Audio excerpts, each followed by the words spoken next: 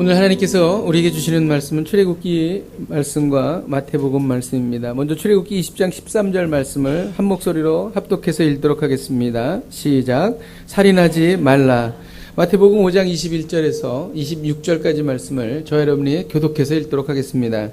옛사람에게 말한 바 살인하지 말라. 누구든지 살인하면 심판을 받게 되리라 하였다는 것을 너희가 들었으나 나는 너희에게 이르노니 형제에게 노하는 자마다 심판을 받게 되고 형제를 대하여 나가라 하는 자는 공회에 잡혀가게 되고 미련한 놈이라 하는 자는 지옥불에 들어가게 되리라. 그러므로 예물을 제단에 드리려다가 거기서 내 형제에게 원망 들을 만한 일이 있는 것이 생각나거든 예물을 제단 앞에 두고 먼저 가서 형제와 화목하며 그 후에 와서 예물을 드리라. 너를 고발하는 자와 함께 길에 있을 때 급히 사화하라. 그 고발하는 자가 너를 재판관에게 내어주고 재판관이 옥리에게 내어주어 옥에 가둘까 염려하라. 진실로 내게 이르노니 내가 한 푼이라도 남김없이 다 갚기 전에는 결코 거기서 나오지 못하리라. 아멘. 준비한 영상을 보도록 하겠습니다. 동성애 기독교 연맹 우리 연대 주요셉 목사님 영상 같이 한번 보도록 하겠습니다. 안녕하십니까. 광주 호산나 교회 성도님들, 백승열 목사님 안녕하십니까. 여러분들이 기도해 주시고 후원해 주시는 덕분에 열심히 동성애 쓰나미 물결을 막는 그 운동에 앞장서고 있고 또 많은 성과를 거두고 있습니다. 대한민국은 지금 여러 가지 전방위적으로 위기에 처해 있습니다. 특별히 영적으로 이 대한민국이 심각한 위기에 처해 있고 또 현실적으로도 대한민국의 여러 가지 안보 상황이나 또한 동성애 물결과 여러 가지 난민 문제라든가 NAP 국가인권정책 기본계획에 대해서 정부에서 일방적으로 통과시키려고 하는 그런 상황에 처해 있어서 그것을 막기 위해서 많은 분들이 애쓰고 계시고 특별히 기론평 교수님께서는 법무부 앞에서 텐트로 농성 시위를 하고 계시고 또 제가 힘 닿는 대로 돕고 있습니다. 계속적으로 하려고 하고 있습니다. 모든 것이 다 인권이라는 프레임으로 가져가는데 사실은 인권의 문제가 특정 소수, 특별히 성소수자라고 하는 동성애자, LGBT, 많은 젠더 이론에 의해서 수십 가지 성을 가진 그러한 성소수자들, 젠더에 포함되는 분들뿐이 아니라 또 다른 소아성애나 시체성애나 일부 다처제나 수간이나 이런 있을 수 없는 인류에 반하는 그러한 것들까지도 다 포함시키려고 하는 그런 무서운 음모가 담겨 있습니다. 대한민국은 아직 차별금지법이 통과가 되지 않고 있습니다.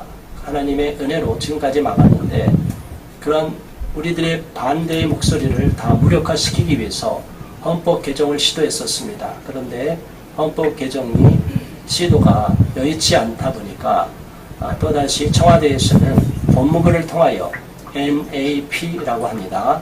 National Action Plan for the Promotion and Protection of Human Rights 해가지고 인권의 증진과 보호를 위한 국가행동계획이라고 우리말로는 국가 인권정책 기본계획입니다.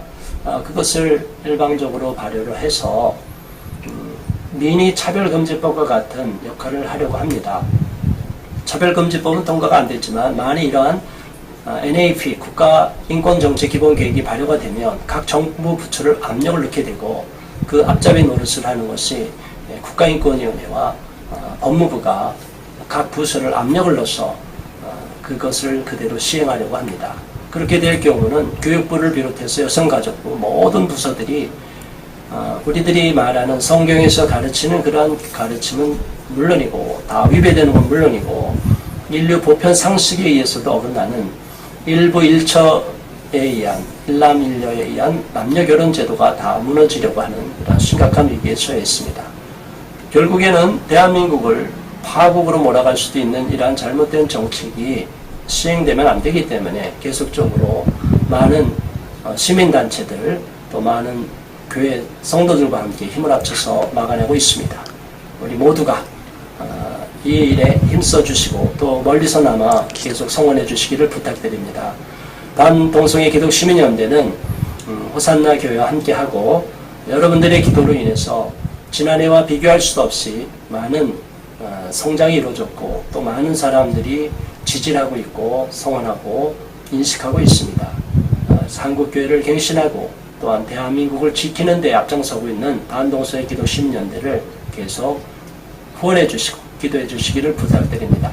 저희도 또한 백승열 목사님과 우리 여러분 성도들을 위해서 계속 기도해 드릴 것이고 우리가 영적으로 하나로 연합되어서 이러한 마지막 시대의 영적 싸움에 한 동역자로서 계속 싸워나갈 수 있기를 바랍니다.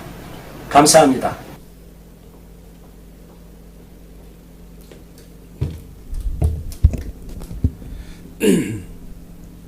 서바이벌 게임이라는 그 게임이 있습니다. 캠프장에서 많이들 하고 요즘엔 이제 중국에서도 많이 인기가 있는 것 같아요.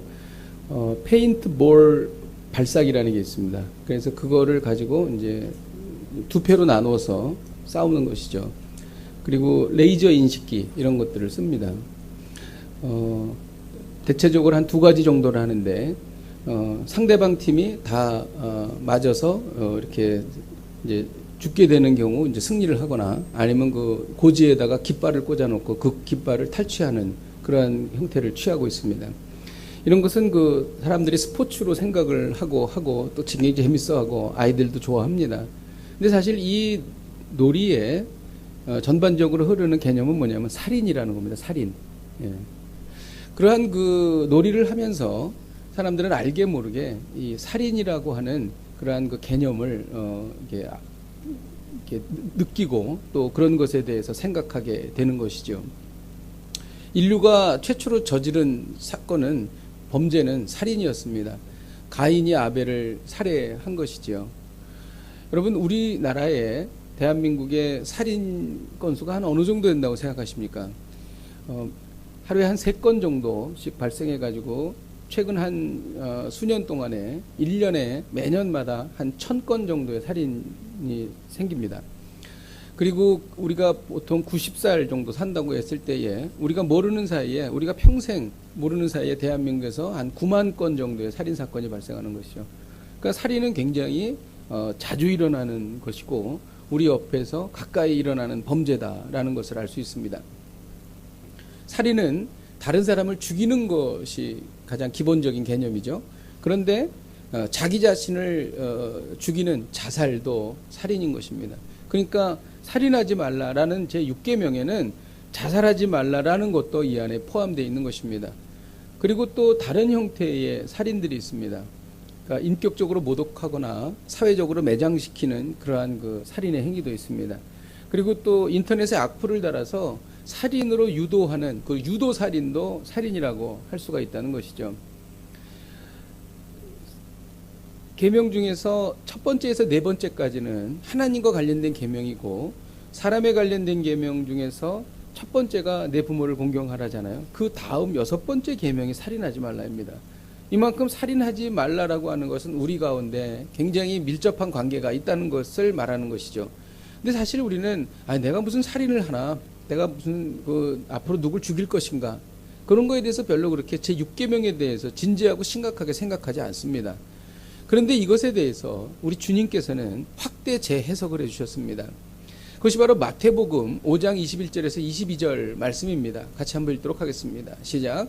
옛사람에게 말한 바 살인하지 말라. 누구든지 살인하면 심판을 받게 되리라 하였다는 것을 너희가 들었으나 나는 너희에게 이르노니 형제에게 노하는 자마다 심판을 받게 되고 형제에 대하여 라가라 하는 자는 공회에 잡혀가게 되고 미련한 놈이라 하는 자는 지옥불에 들어가게 되리라.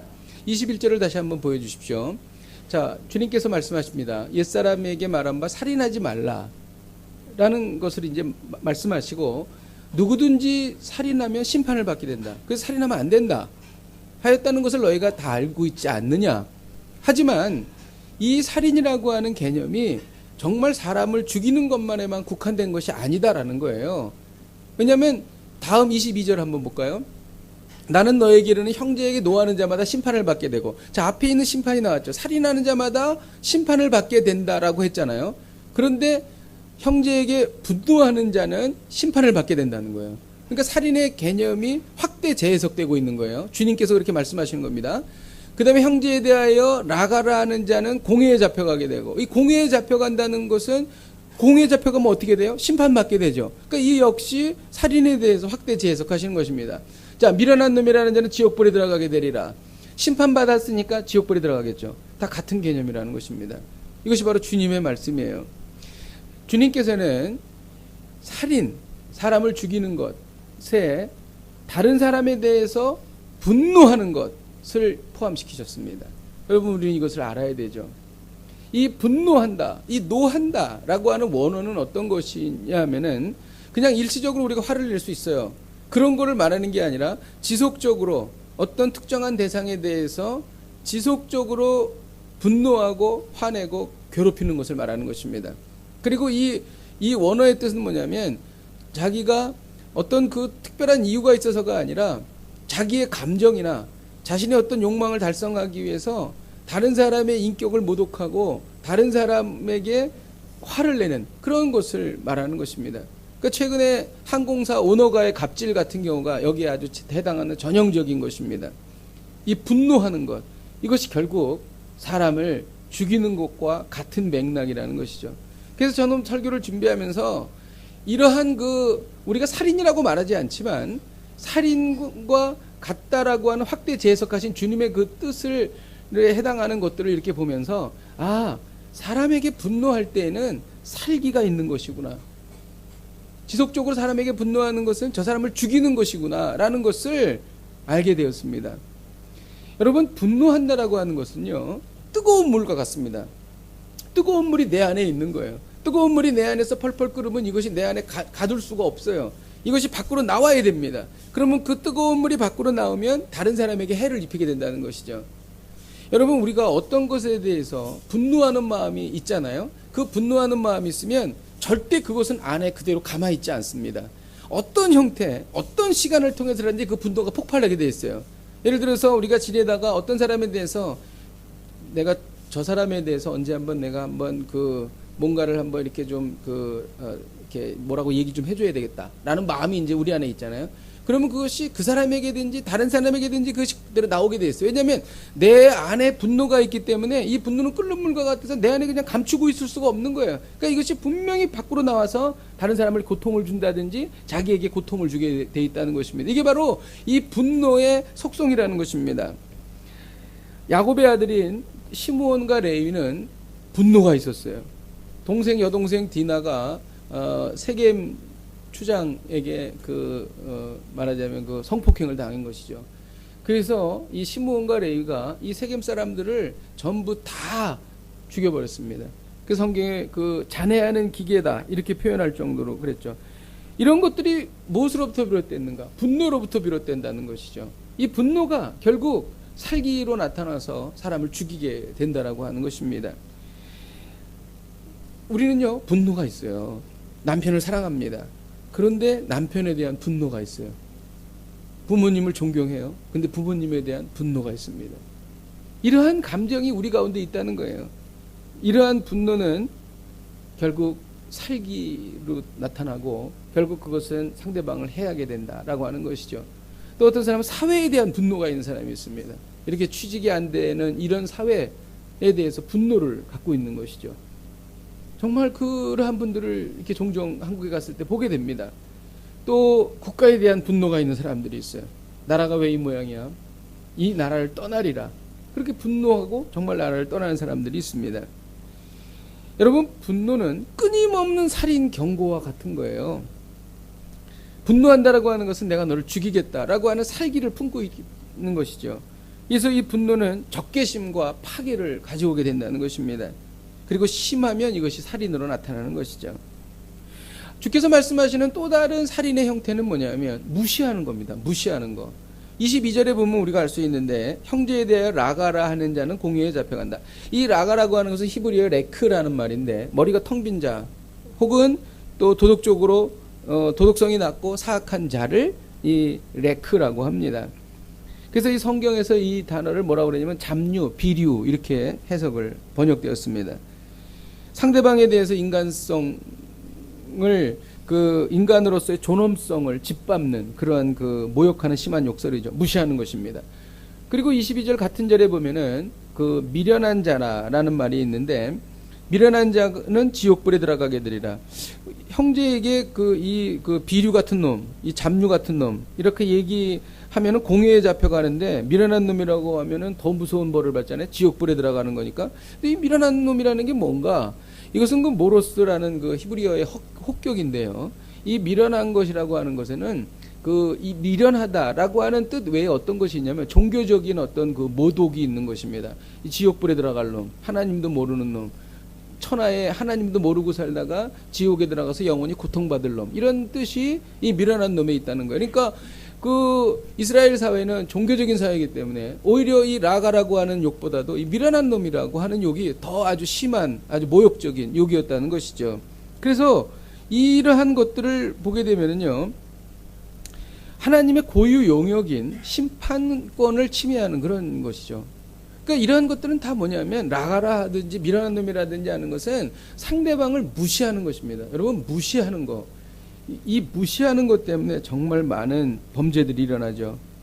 그러니까 이런 겁니다. 이 미련한 놈이다라고 하는 것은, 야, 이 미련한 놈아, 너는 지옥불에 떨어져 영원히 고통받을 놈이야, 이 자식아, 이렇게 얘기한다는 거죠. 그러니까 아주 정말 아주 모멸감, 이 무시당하는 이러한 그 감정을 느끼게 된다는 것입니다. 여러분, 이 실제로 이 사람을 무시하기 때문에 정말 많은 범죄가 일어납니다. 지금도 일어나고 있고요.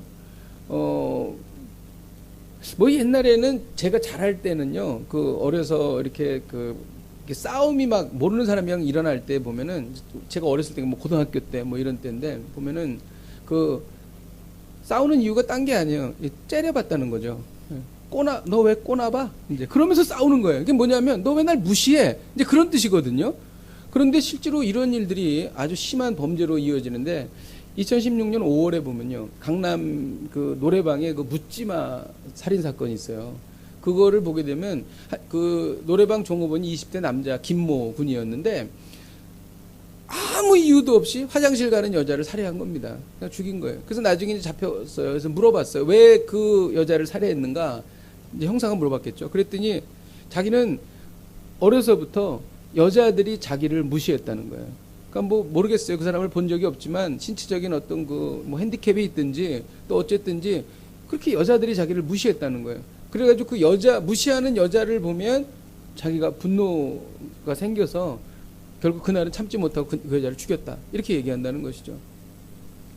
사람을 무시한다는 것은 그만큼 사람에게 고통을 준다는 것이죠. 내가 어떤 사람을 계속 무시하고 있으면 그 사람을 서서히 죽이는 겁니다. 그리고 또 반대로 내가 어떤 사람에게 무시를 당하고 있다면 서서히 나는 그 사람에 의해서 죽임을 당하고 있다, 이렇게 표현할 수 있는 거예요. 이게 바로 주님께서 말씀하신 살인에 대한 확대 재해석이라고 하는 것입니다. 또 다른 형태의 살인은 뭐냐면요, 미워하는 것입니다. 22절에 23절을 같이 한번 읽어보도록 하겠습니다. 마태복음 5장 23절 같이 한번 읽어보도록 하겠습니다. 시작. 그러므로 예물을 드리다가 거기서 내 형제에게 원망 들을 만한 것이 생각나거든. 서로를 원망하는 경우 있잖아요. 서로를 원망하는 경우는 뭐예요? 서로를 미워하는 것입니다. 그리고 24절에 보면은요, 화목하지 않는 이야기가 나와. 24절에 보면 서로 화목하지 않다는 건 뭐예요? 서로 미워한다는 것입니다. 그러니까 서로 미워하는 것은 결국 살기를 불러오고 결국 이것이 살인까지 이르게 한다. 그래요. 미움은 증오입니다. 그리고 이 증오가 심해지면 살인에 이른다는 것이죠. 그리고 이 미움이라고 하는 것은요, 이 미움이 계속되면요, 내가 저자를 죽이리라, 이런 살인의 감정을 충동질한다는 거죠. 계속. 성경에도 이것에 대해서 말하고 있어요. 우리 창세기 27장 41절을 같이 한번 읽도록 하겠습니다. 시작. 그의 아버지가 야곱에게 축복한 그 축복으로 말미암아 에서가 야곱을 미워하며 심중에 이르기를 아버지를 곡할 때가 가까웠은즉 내가 내 아우 야곱을 죽이리라 하였더니, 에서가 야곱을 미워하는데, 미워해서 결국 심중에 뭐라 그러냐면, 이제 아버지가 돌아가실 때가 됐으니까 내가 내 아우 야곱을 죽이리라, 이렇게 생각한 거예요. 그러니까 이 미움은 결국 사람을 죽이도록 그렇게 계속 충동질 한다는 것입니다. 여러분은 어떤 사람을 미워해서 저 사람을 죽여야 되겠다, 그런 생각을 하신 적 있으십니까? 아마 그런 적이 없으실 겁니다. 하지만 이 미움은 계속적으로 그 길로 달려가고 있는 그러한 감정이라고 하는 것입니다. 살다 보면 미운 사람이 생깁니다. 뭐 취향도 다르고 생각도 다르고 또 어떤 경우에는 내가 어떤 그 손해를 당하기도 하고 그렇습니다. 그리고 또 게다가 정신적 물질적으로 피해까지 입으면 더 이 미움의 그 감정은 더 깊어지겠죠. 성경은요, 미움을 뭐라고 말하냐면 살인이다 이렇게 말합니다. 요한일서에 그렇게 말하고 있어요. 요한일서 3장 15절을 읽겠습니다. 시작. 그 형제를 미워하는 자마다 살인하는 자니 살인하는 자마다 영생이 그 속에 거하지 아니하는 것을 너희가 아는 바라. 성경은 말해요. 미워하는 것은 살인하는 것이다. 여러분, 그렇기 때문에 우리는요, 살인 6계명을 범하지 않는다고 생각하지만 실제로는 우리가 일상생활 속에서 정말 이 6계명을 계속 범하고 있다는 것이죠. 여러분, 미워하는 사람이 있습니까? 여러분, 저도 미워할 때가 있어요. 미워하는 마음이 들 때 있습니다. 그리고 그것이 없어지지 않고 계속 미워하는 마음이 들 때 있어요. 여러분, 만약 그렇다면 저는 살인하는 사람이라는 거예요. 성경이 그렇게 말하고 있는 것입니다. 그것은 살기이며 그것은 다른 사람을 죽이는 그러한 것과 다름이 없다. 이렇게 성경은 말하고 있는 것입니다. 여러분, 살인은요, 개인 간에만 일어나는 게 아니에요. 바로 이것이 바로 이 살인에 대한 또 우리가 생각해 봐야 될 것인데, 사회적으로 집단적으로 살인이 일어나는 경우가 있습니다. 예를 들어서 기아로 굶어 죽는 사람들이 있습니다. 얼마나 많은 사람들이 굶어 죽냐면 1년에 10만 명이 죽게 됩니다. 그리고 1초에 어린아이가 굶어서 죽는 아이들이 5초에 한 명씩 굶어 죽는다고 그래요. 그래서 이 글을 좀 찾아봤습니다. 유엔 그 식량에 관련된 어떤 그 보좌관이 쓴 책이 있는데 그 사람 이름이 장 지글러라고 하는 사람이에요. 왜 인류는 굶어 죽을 수밖에 없는가에 대해서 쓴 거예요.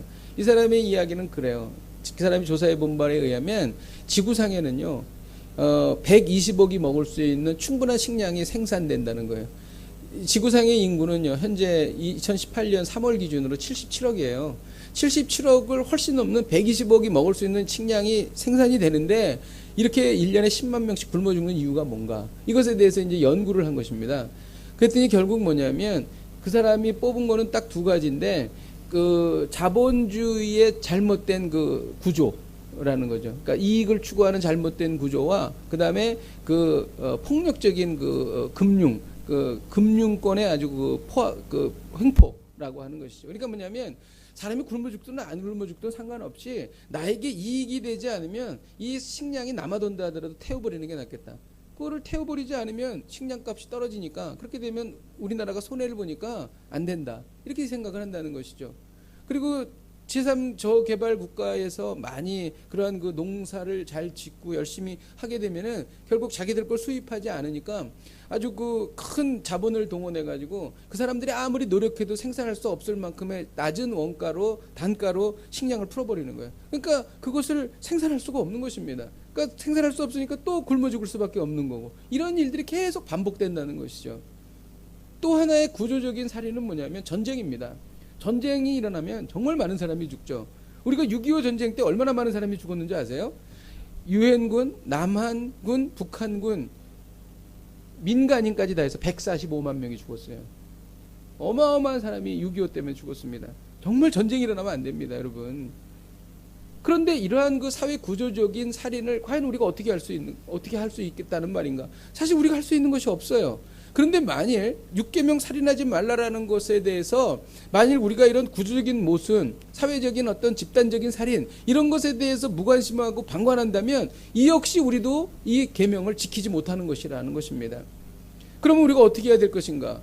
그런 어떤 그 자본주의의 경제 원리나 어떤 그런 그 폭력적인 금융 자본을 우리가 컨트롤할 수 없어요.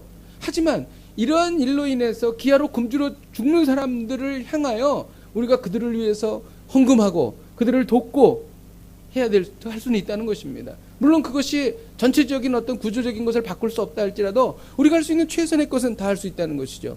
그리고 전쟁이 일어나지 않도록 기도해야 된다는 것입니다. 남한과 북한이 전쟁이 일어나지 않도록 기도할 뿐만이 아니라 정말 세계 곳곳에서 분쟁 지역에서 전쟁이 일어나지 않도록 우리가 하나님 앞에 기도해야 된다는 것이죠. 전쟁은 여호와께 속한 것이기 때문에 우리가 하나님 앞에 기도하면 하나님께서 전쟁도 막아주십니다. 할렐루야. 정말 그래요. 우리가 이 일에 대해서 동참해야 된다는 것이죠. 그래서 우리가 이 일에 대해서 동참하지 않고 기도하지 않는다면 우리도 집단적으로 사회적으로 일어나는 살인을 방관하는 거예요. 제6계명을 지키지 않는다는 것입니다. 이 일에 대해서 우리는 깨어서 기도해야 될 줄로 믿습니다. 그런데요, 이 살인이라고 하는 것이 말이죠, 내 안에서 일어나는 것 같지만 실제로 가만히 보면 살인을 저지르도록 불을 지르는 존재가 뒤에 있다는 겁니다. 여러분, 이것을 우리는 알아야 됩니다. 사이코패스가 잡혀서 신문을 받고 이제 조사를 받을 때 보면은 이런 이야기를 한 적이 있어요. 아주 유명한 사이코패스가 이런 얘기를 했어요. 더 죽이지 못해서 나는 안타깝다. 그리고 질문했습니다. 형사가 어떻게 살인을 하고 나서 어떤 생각이 들었냐 그랬더니 머리가 맑아진다.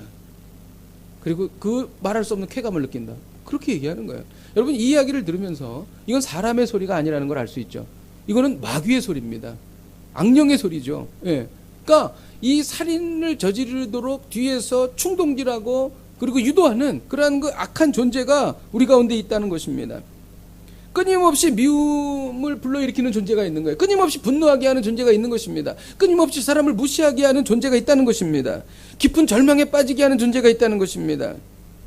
그는 누구인가? 바로 에덴 동산에서 아담에게 선악과를 먹게 한 바로 그 마귀인 것입니다. 예수님은 살인의 다른 형태를 분노와 무시와 미움으로 대비하셨어요. 여러분, 어떻게 우리가 분노를 잠재울 수 있습니까? 여러분, 내가 분노가 나는데 내 분노를 어떻게 잠재울 수가 있겠어요? 이 분노가 일어나는 환경이 끊임없이 나한테 다가오는데 내가 어떻게 이 분노를 잠재울 수 있겠냐는 거예요. 여러분, 이 온 우주적으로 가장 무서운 분노는 하나님의 분노입니다. 아무도 하나님의 분노를 어떻게 할 수가 없어요. 죄에 대해서 분노하신 하나님의 분노를 잠재우신 분이 있습니다. 그분은 바로 예수 그리스도세요. 예수 그리스도의 십자가만이 그 무서운 하나님의 분노를 잠재운 것입니다. 여러분, 우리가 우리의 분노를 해결할 수 있는 방법, 그것은요, 우리가 왜 분노가 처음에 생겼는가? 하나님과 분리됨으로 거절감을 느낀 거예요. 그래서 거기에 대해서 분노한 것입니다. 그것이 바로 가인의 살인이에요. 이러한 분노가 우리 가운데 있다는 것입니다. 그렇기 때문에 우리가 하나님과 분리된 그 거절감으로부터 분노가 시작되었기 때문에 하나님으로부터 다시 우리가 연결될 수만 있다면, 하나님과 연결될 수만 있다면 이 분노의 문제를 해결할 수 있다는 거예요. 이게 가장 핵심적인 문제라는 것입니다.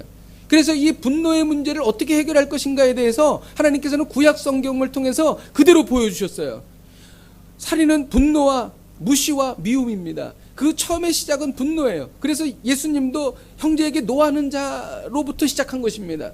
이 분노의 문제를 해결할 수 있는 것을 에서가 야곱에 대한 분노가 어떻게 해결되었는가를 우리는 성경을 통해서 볼 수 있다는 것이죠. 야곱은 에서를 속이고 삼촌 집에 도망을 갔죠. 그리고 그가 오랜 세월이 지나서 자기 형을 만나러, 그리고 또 고향으로 돌아올 때 그의 마음속에 가장 무겁고 어려운 점은 뭐냐면 에서가 나를 죽일 것이다. 그는 분명히 살기를 알고 있기 때문이죠. 여러분, 사람이요, 저 사람이 싫으면 알아요. 말 안 하지 않아도 알아요. 참, 그래서 사람들은 영물이에요. 예. 그런데 싫어하는 것도 안돼 살기를 느끼는 거 압니다, 여러분. 그 멀리 가나안과 밧단 아람에 떨어져 있는 그러한 그 야곱과 에서였지만 야곱은 그 살기를 느끼고 있었어요. 오랜 세월 동안 그 살기를 느끼고 있는 것입니다. 그래서 가면서 계속 그것에 대해서 걱정을 한 거예요. 그런데 너무나 놀라운 것은 그렇게 걱정하고 두려워했는데 에서를 딱 만났을 때 전혀 다른 상황이 벌어진 거예요. 창세기 33장 4절을 같이 한번 읽겠습니다. 시작. 에서가 달려와서 그를 맞이하여 안고 목을 어긋맞추고 그와 입맞추고 서로 우니라. 이 상황이 어떻게 생길 수 있겠어요? 에서의 성품으로 보나 상황으로 보나 이게 있을 수 있겠어요? 에서가 자기 동생 죽이려고 군대들 수백 명을 동원해가지고 쫓아오던 사람이 에서인데 어떻게 이런 일이 생길 수 있는가? 이 이유를 우리는 야곱에게 일어난 바로 전에 일어난 사건을 통해서 알 수가 있습니다. 그 사건은 뭐냐면 우리가 잘 아는 하나님의 사자와 씨름하는 장면입니다. 하나님의 사자와 씨름하면서 야곱이 얘기하는 거예요. 나를 축복하지 아니하시면 당신은 갈 수 없습니다.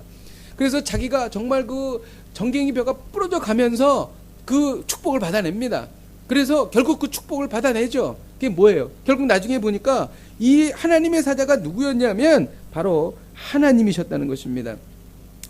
창세기 32장 28절을 같이 한번 읽겠습니다. 시작. 그가 이르되 내 이름을 다시 야곱이라 부르지 아니할 것이요 이스라엘이라 부를 것이니 이는 내가 하나님과 및 사람들과 겨루어 이겼음이니라. 하나님과 겨루어 이겼다는 거예요. 이 이겼다는 게 뭐 하나님을 정말 제 앞에서 이겼다 그게 아니라 하나님과의 관계가 회복됐다는 것입니다. 할렐루야. 이 관계가 회복되고 나서 에서의 분노가 사라진 것입니다. 여러분, 이만큼 하나님과의 관계는 너무나 중요한 것입니다. 아무리 내가 극복하려고 해도 내가 하나님과의 관계가 회복되지 않으면 이 관계가 해결되지 않는다는 것입니다.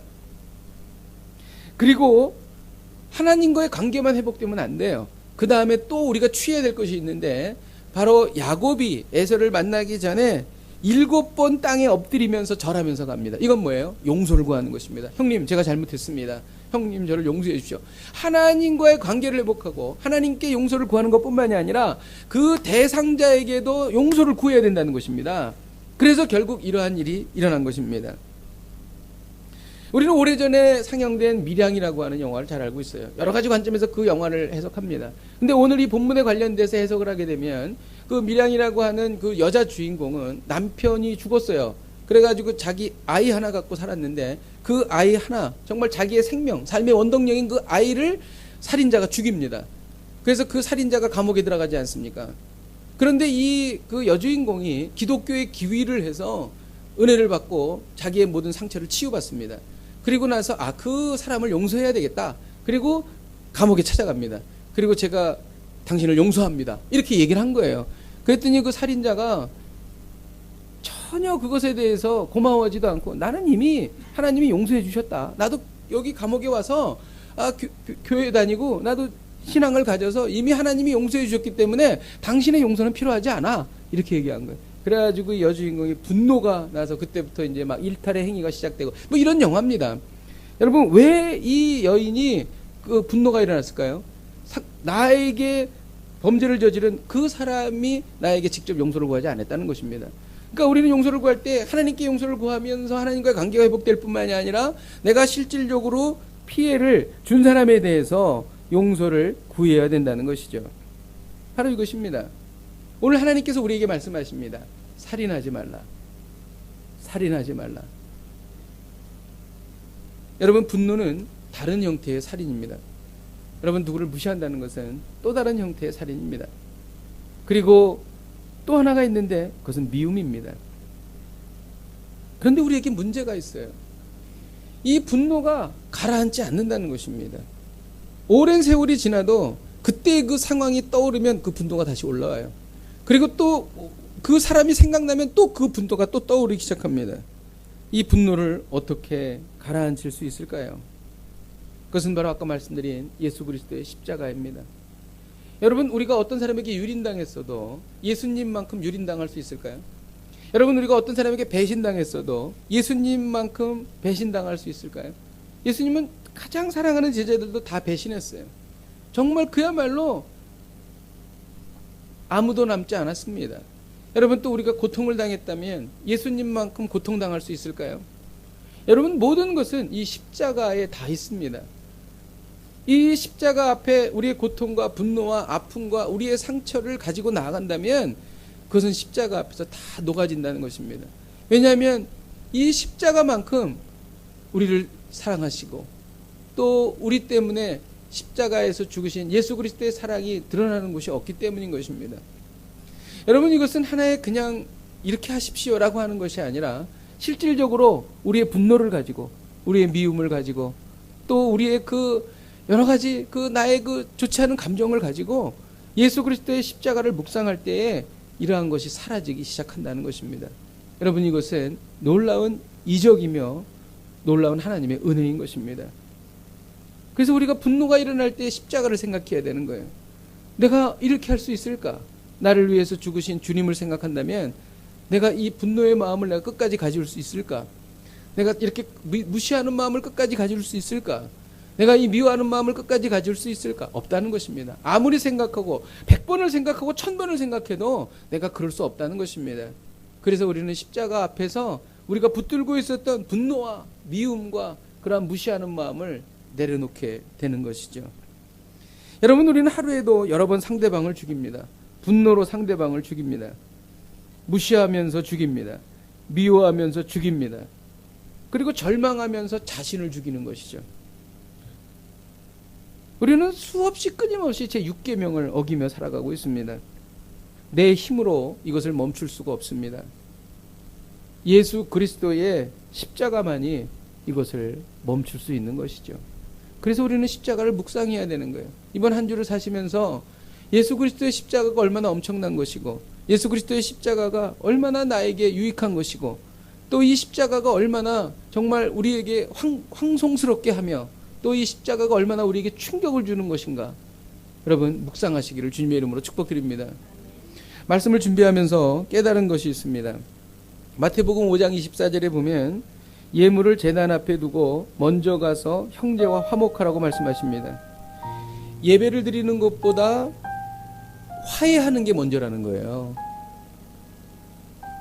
지금으로 말하면 여러분들 지금 누구랑 관계가 안 좋으십니까? 예배 그만 멈추시고 돌아가셔가지고 다 화해하고 돌아오세요, 이런 얘기입니다. 이게 주님이 하시는 말씀이에요. 당시로서는 이건 참으로 혁명적인 말씀이었어요. 왜 그러냐면 당시 종교 지도자들은 이웃과의 관계와 예배 드리는 거와는 전혀 상관이 없다, 이렇게 생각을 한 겁니다. 근데 사실 그렇지 않죠. 구약에서도 보면 끊임없이 하나님이 이것에 대해서 말씀하셨어요. 사무엘에게도 말씀하셨어요. 내가 순종하지 않는 제물은 나는 안 받는다. 이사야에게도 말씀하셨어요. 불의한 상태에서 드리는 제사가 더 이상 나에게 제사 드리지 마라, 역겹다, 이사야를 통해서 말씀하셨어요. 주님께서는 예배보다 이웃과의 화목이 먼저다, 이렇게 말씀하신 것입니다. 주님께서 말씀하신 이것이 바로 예배의 표본이에요. 오늘 본문에 등장하는 화목하지 못한 자는 누군가? 이웃에게 화내는 사람이에요. 이웃을 무시하는 사람입니다. 그리고 이웃을 미워하는 사람이죠. 그렇죠. 미워해야 될 이유가 있죠. 이유가 없이 미워하진 않죠. 미워할 이유가 정말 많죠. 그런데 우리는 십자가를 바라볼 때에 그 미움이 사라진다는 것입니다. 그러니까 우리가 바라보는 것이 무엇이냐는 것이죠. 우리가 미워하는 사람을 바라보면 미움이 생겨요. 그런데 애써서 우리의 시선을 십자가로 돌리는 것입니다. 그러면 그 미움이 사라진다는 것입니다.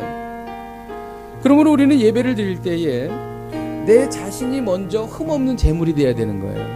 그러니까 내 안에 미움과 분노와 이러한 그 무시하는 마음이 다 사라진 상태에서 우리가 예배드려야 된다는 것입니다.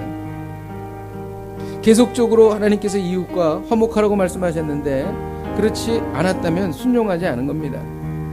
여러분, 우리는 계속 예배를 드립니다. 여러분이 만일 한 달 동안 이웃과 화목하지 않았다면 죄송하지만 한 달 동안 예배를 제대로 못 드리신 것이에요. 1년 동안 이웃과 화목하지 않았다면 1년 동안 예배를 잘 못 드린 겁니다. 그건 주님께서 이렇게 말씀하시는 것이죠. 여러분, 우리는요, 우리 안에 선한 게 없어요. 하나님과 연결되어야 됩니다. 우리가 뭐 능력이 있습니까? 우리가 뭐 그래서 열매를 맺습니까? 아니요. 우리가 사실 할 수 있는 거는 거의 없습니다. 우리가 하나님과 연결될 때만 우리가 풍성한 열매를 맺는 거예요. 하나님과 연결될 때만 우리가 평안을 얻는 것입니다. 근데 너무나 미안하게도 우리가 다른 사람과 화목하지 않으면 하나님과의 연결이 끊어진다는 겁니다. 어떻게 하시겠어요? 여러분, 하나님과 연결돼서 끊임없는 그 은택을 누리시겠습니까? 아니면 지금도 내 고집을 부리면서 내가 그 미워하는 그 사람과 계속 그런 그 갈등의 관계를 유지하시겠습니까? 이거는 우리가 선택을 해야 되는 것이죠. 어떻게 해야 될까요? 이성과 감정과 지혜를 다 동원해서 화해해야 됩니다. 화해하지 않으면 방법이 없어요. 근데 오늘 주님께서 오늘 본문을 통해서 어떻게 화해해라 라고 하는 것에 대한 지침을 주십니다. 아주 놀랍습니다. 24절에 보면 먼저 가서 형제와 화목하라. 먼저 가라는, 네가 먼저 가. 우리 화해할 때 그래요. 저자는 저자의 잘못을 알아야 돼. 내가 미리 가가지고 화해를 하면 저자는 계속 나쁜 짓을 할 거야. 그러니까 저자가 잘못한 것을 느끼고 나에게 와서 화해를 청하면 내가 그때 용서를 해야 돼. 그래야지 저자가 제대로 살아. 이런 생각을 한다는 것이죠. 아니라는 거예요. 주님은 먼저 가서 화목하라, 그렇게 말씀하시는 거예요. 그리고 또 하나 주님이 말씀하시는 게 있어요.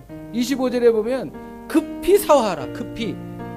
하나님, 제가 좀 여러 가지 일이 바빠서요, 좀 기도도 하고요, 제가 좀 시간을 좀 가진 다음에 나중에 제가 찾아가서 제가 사과한다니까요. 제가 용서를 구한다니까요. 근데 좀 이따가 할게요.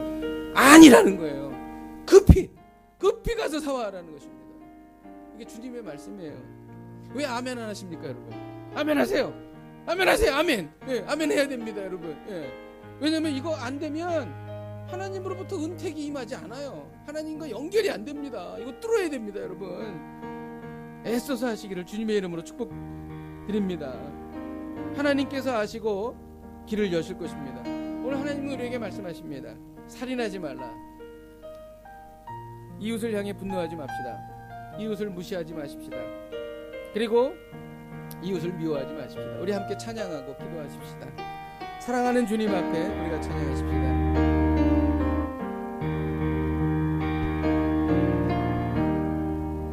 사랑하는 주님 앞에 형제자매 한자리에 주시는 내 생각하며 즐거운 찬송 부르네.